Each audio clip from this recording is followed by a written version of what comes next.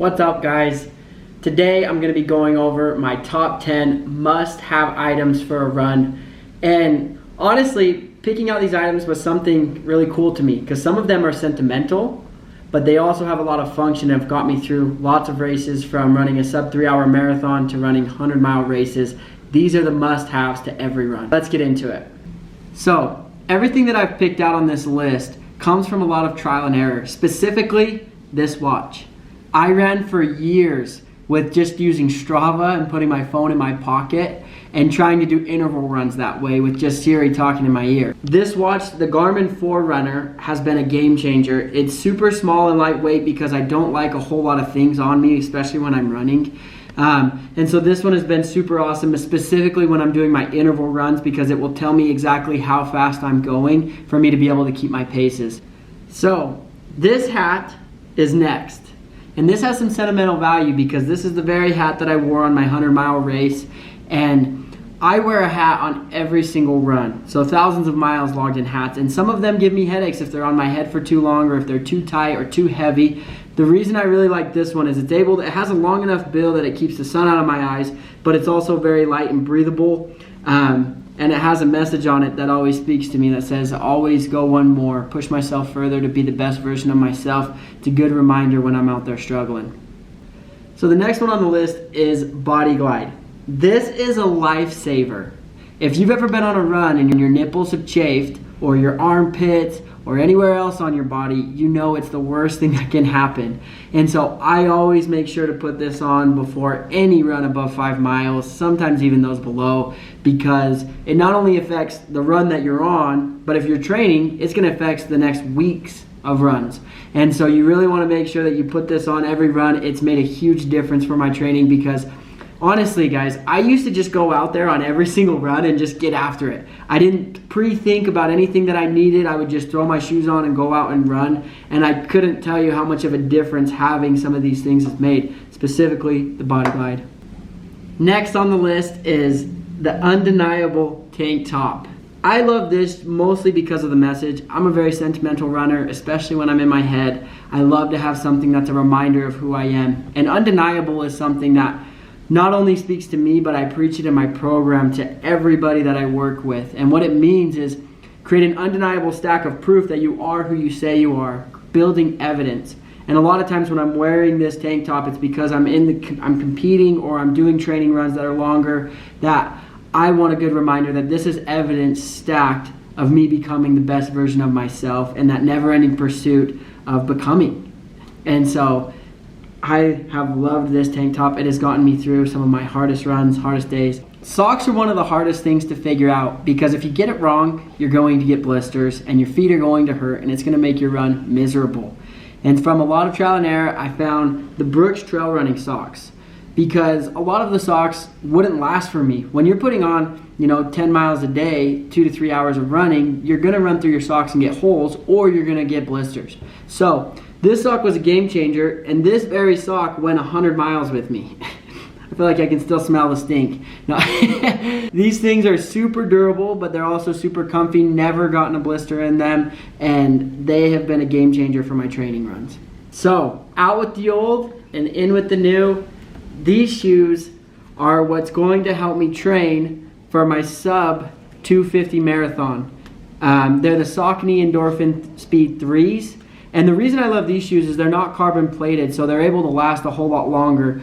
For my race days, I usually will use a different type of shoe, more of a race day shoe that's carbon plated. These are fiber plated, so you still get that bouncy run down the hills and when you're training, but they're able to last a whole lot longer. You can still put 300 to 350 miles on these things, and they're still going to work great. And so these are my training shoes, not necessarily my race day shoes, but these are what's going to help me get ready for the Utah Valley Sub 250 Marathon come here June 1st. And so I'm super excited. I've been using these for a lot of my training runs and they haven't let me down yet. Where's all my pocket phone runners at? Don't worry, I was one of you for years. And where you're putting your phone in the liner of your pants and it's difficult to be able to change the song, or it's just bouncing, hitting your leg the whole time and you end up with soreness afterwards, which is a game changer. So what I started doing is I bought this fanny pack. I told myself I was never going to be a fanny pack guy, but I've tried this and I have absolutely loved it because I'm able to get to my phone easy, change my songs or my book or whatever I'm trying to do. If I want to take a video, I can get in and out a lot easier, and it's just so lightweight. You don't even feel this thing on you, and you don't have a phone bouncing around in your pocket or anything like that, and so this has been huge. So next on the list, I have always been the kind of runner that thinks I can just go run without nutrition. And I found myself bonking on a lot of my marathons or longer runs. I would get really tired at the end because I was nutrition deficient. And it was a lot of times because the nutrition a lot of times sucks. Like I would eat the gel bars, or I would try to throw down some food and it would just take all the spit out of my mouth or clog up my throat, and it just made me breathe heavier and it was so much harder till I found these. So I recommend these to everybody. They are the Martin's Gel 100s. It's almost like space food. You can throw this stuff down like it's water, and it keeps you fueled. I did this when I ran my sub 3 hour marathon, and I didn't bonk at all. I was able to make it all the way across the finish line strong and healthy, and this was probably the reason that was able to happen, because I'd never used it on any of my other runs, and I did it on my training runs, right? But it was the first time actually using it in a race, and it was seriously made the biggest difference, and my stomach didn't get upset. I didn't throw up. It was awesome. So the next item on the list is something that I have always struggled with.